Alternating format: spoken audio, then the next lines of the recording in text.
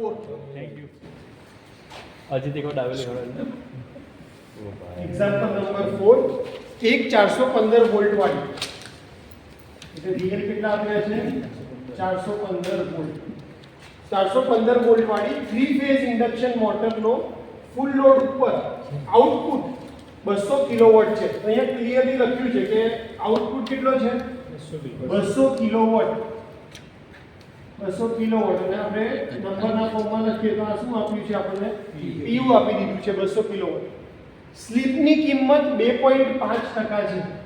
સ્લીપની value કેટલી આપી છે 2.5, એટલે ફ્રેક્શનમાં લખીએ તો કેટલી થશે 0.025, હા 0.020, પર્સન્ટેજમાં 2.5.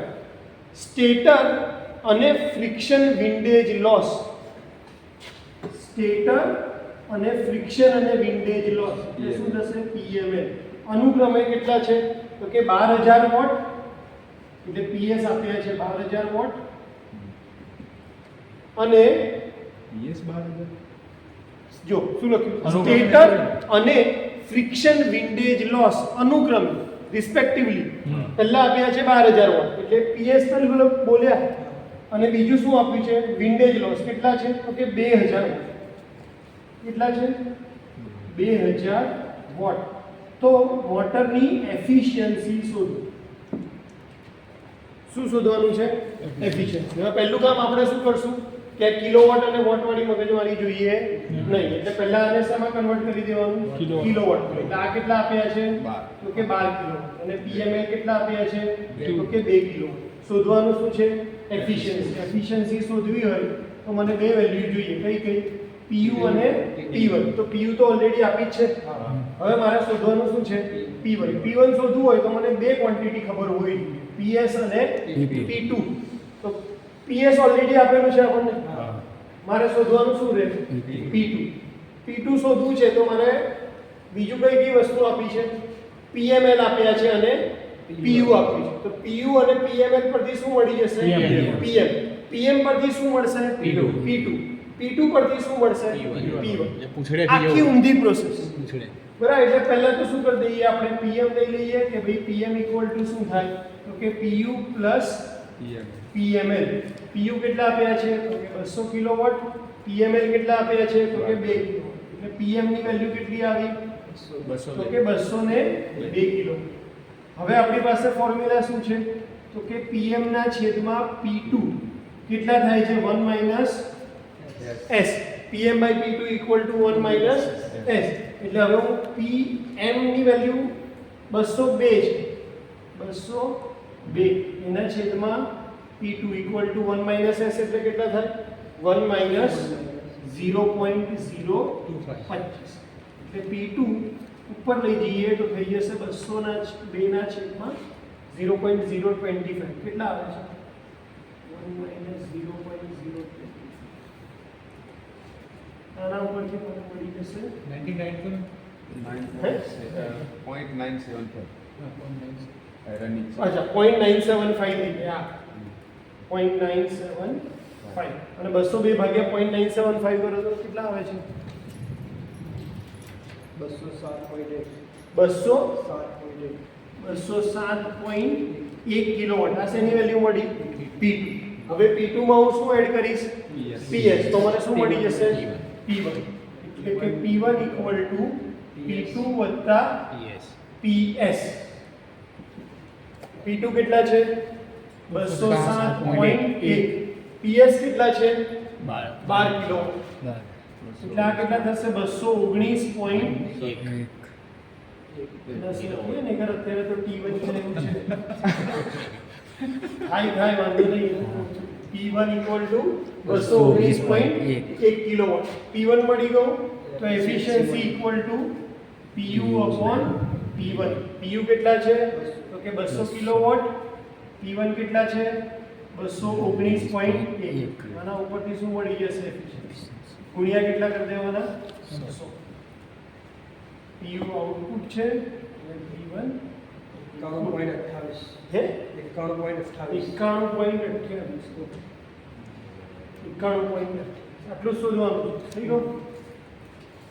4 માર્ક માટે આ પરફેક્ટ એક્ઝામ્પલ છે કે જેમાં પૂરેપૂરું લોજિક આવી જાય અને તમારે એટલે એને જેને ખબર હોય પરફેક્ટ આટલો ફ્લો એ જ આ એક્ઝામ્પલ ગણી છે અને બીજી વધારે લપન છપ્પન પૂછી નથી, સ્લીપ ડાયરેક્ટ આપી દીધી છે. નહીંતર પેલું NS કાઢો અને સ્લીપ કાઢો.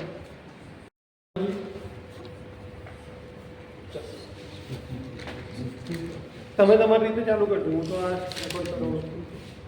એક્ઝામ્પલ નંબર 5 જેમાં ડેટા આપ્યો છે કે પોલની વેલ્યુ છે 6, VL ની વેલ્યુ લાઇન વોલ્ટેજ આપ્યા છે 440, એક્ચ્યુઅલ સ્પીડ આપી છે 955 RPM, આઉટપુટની વેલ્યુ આપી છે 8 HP. તો તમારે HP ને પહેલા કન્વર્ટ કરવા પડશે વોટ્સમાં. તો 8 HP ને વોટમાં કન્વર્ટ કરવા હોય તો તમારે 8 × 735.5 કરશો તો તમને વેલ્યુ મળશે 5884 વોટ્સ. આ વોટ્સમાં એટલા માટે લખી છે કે તમને બાકીનો ડેટા જે લોસીસ છે એમાં આપ્યો છે વોટ્સમાં. તમારે કિલોવોટમાં કન્વર્ટ કરવી હોય તો તમારે કેટલા વડે મલ્ટીપ્લાય કરવું પડશે? 0.735.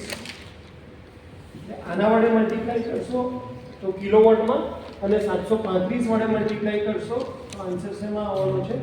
વોટમાં. બીજો ડેટા આપ્યો છે કે સ્ટેટર લોસની વેલ્યુ આપી છે 400 વોટ, મિકેનિકલ લોસ આપ્યા છે 0.5 HP.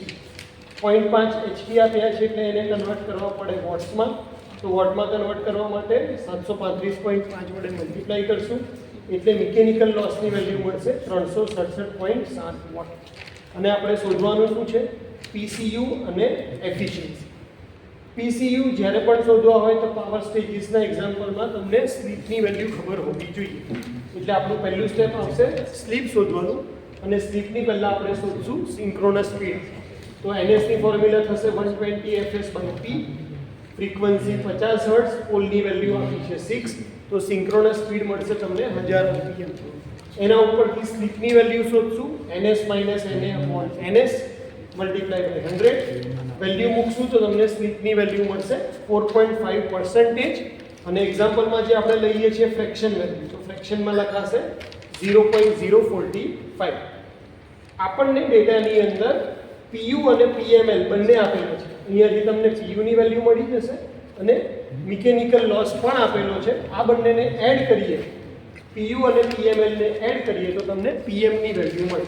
તો આના ઉપરથી આપણને PM એટલે કે રોટરનો આઉટપુટ આની વેલ્યુ મળી જશે.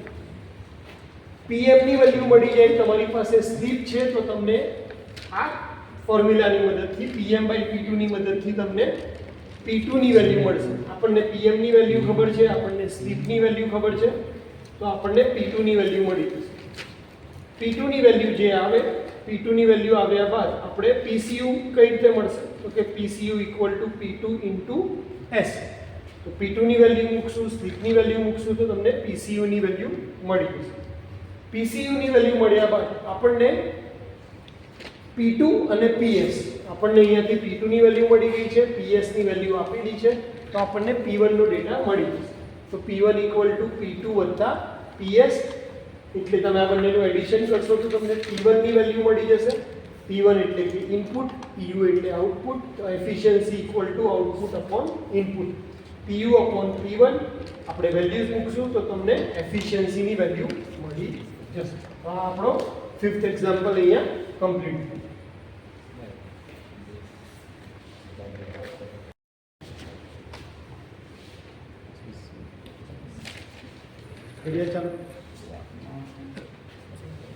ચાલો શું ડેટા આપ્યો છે? એક 8 પોલ 50 હર્ટ્ઝ, ફ્રીક્વન્સી કેટલી આપી છે? 50 હર્ટ્ઝ વાળી ઇન્ડક્શન મોટર કેટલા RPM ઉપર ફરે છે? 730 RPM ઉપર ફરે છે. અને ત્યારે કેટલો ટોર્ક પ્રોડ્યુસ કરે છે? ઉપયોગી એટલે કે યુઝફુલ ટોર્ક કેટલો પ્રોડ્યુસ કરે છે? 200 ન્યૂટન મીટર. ઉપયોગી એટલે કહો કે જે મોટરને ખરેખર ફરાઈ રહ્યો છે એ ટોર્ક 200 ન્યૂટન મીટર. જો મિકેનિકલ લોસ એટલે કે PML ની વેલ્યુ કેટલી છે? 650 વોટ. તો આપણે શું શોધવાનું છે? રોટર કોપર લોસની વેલ્યુ શોધવાની, PCU ની વેલ્યુ શોધવાની. હવે આની અંદર જે સૌથી મેઇન કામનો ફંડામેન્ટલ છે ને એ કયો છે? આ ટોર્ક વાળો છે. તો ટોર્કની ઇક્વેશન આપણને ખબર છે કે કોઈ બી જગ્યાએ પાવર શોધવો હોય તો પાવર = શું થાય? તો કે ટોર્ક ઇન્ટુ ઓમેગા અથવા તો ઓમેગા ઇન્ટુ ટોર્ક. પાવર કયો પાવર? યુઝફુલ પાવર લેવો પડશે. કેમ? કારણ કે કયો ટોર્ક આપ્યો છે? યુઝફુલ ટોર્ક આપ્યો છે. એટલે અહીંયા હું શું લખીશ? PU, જે આપણે જેને શું કહીએ છીએ? આઉટપુટ. તો PU ઇક્વલ ટુ ટોર્કની વેલ્યુ કેટલી છે? 200. 2 પાઈ n બાય 60. તો અહીંયા 2 પાઈ n કયો લેશે? Actual speed. કેમ? કારણ કે ઉપયોગી ટોર્કની વાત ચાલે છે કે જે મોટર ફરાવી રહી છે. કેટલો છે એની વેલ્યુ? 730 ભાગ્યા કેટલા થઈ જશે? 60. એટલે અહીંયાથી તમને શેની વેલ્યુ મળી જશે? PU ની વેલ્યુ મળી જશે. કેટલી આવે છે PU ની વેલ્યુ? 4584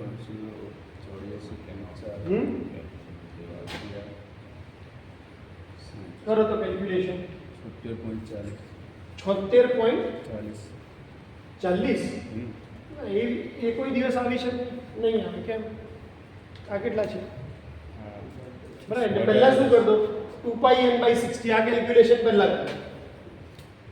આ 200 અને આને આ કેલ્ક્યુલેશન ને 2 પાઈ n 8429 હા 8429 આ કેટલા છે? એના કેટલા લેવાના છે? 3.14 કારણ કે ગુણ્યા 200 થશે એટલે આ વેલ્યુ વધારે આવવાની છે ને. સીધી જ દેખાય છે કે 76.40 ના. નહીં પણ તો પણ જો એટલે હું કઈ રીતે વિચારું છું એ સિમ્પલી તમને કહું. આ કેટલા છે? 700 છે. 700 ગુણ્યા 6 થાય તો 4200 ની આજુબાજુ વેલ્યુ આવે. 4584 ભાગ્યા 60 કરું બરાબર તો કેટલી આવે? 6 8 48 એટલે આ વેલ્યુ કંઈક 7 ની આજુબાજુ આવે. 76 આવે સાહેબ 76.44 આની વેલ્યુ ગુણ્યા 200 કરો તો કેટલી આવે છે? તો આપણને PU ની વેલ્યુ મળી ગઈ. 15281 વોટ. એટલે પહેલા શું મળી ગયું આપણને? PU. અને PML આપ્યું છે તો PU વત્તા PML કરશું તો શું મળી જશે? PM. એટલે PM ઇક્વલ ટુ હું શું લખીશ? તો કે PU વત્તા PML. PU કેટલા છે? 15281.33. PML કેટલા છે? 650. કેટલા થાય છે PM? 15281 15900 15900 કેટલા? 15931.33 વોટ. મારે શોધવાનું શું છે? PCU. એટલે સ્લીપ કમ્પલસરી શોધવી પડશે. PM તો મળી ગયા. હવે સ્લીપ મળી જાય તો મને ડાયરેક્ટ શું મળી જશે? PCU મળી જશે. સ્લીપની વેલ્યુ શોધવી હોય તો પહેલા શું શોધવું પડશે? NS. એટલે કે 120 fs બાય P. 120 ગુણ્યા 50 ભાગ્યા 8. એટલે NS ની વેલ્યુ કેટલી થઈ જશે? 750 rpm. NS 750 છે તો સ્લીપની વેલ્યુ કેટલી થશે? તો કે NS minus NA upon NS multiply by 100. તો n ઇક્વલ ટુ 750 માઈનસ 730 ભાગ્યા 750 ગુણ્યા 100. સ્લીપની વેલ્યુ કેટલી આવે છે? 0.02.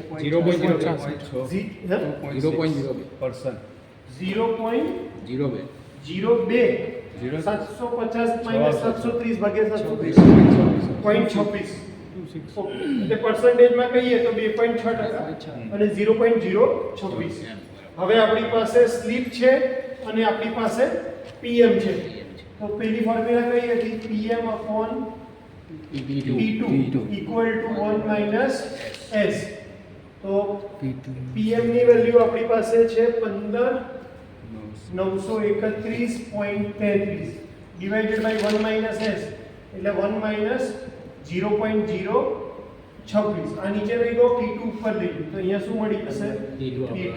P2 ની વેલ્યુ કેટલી આવશે?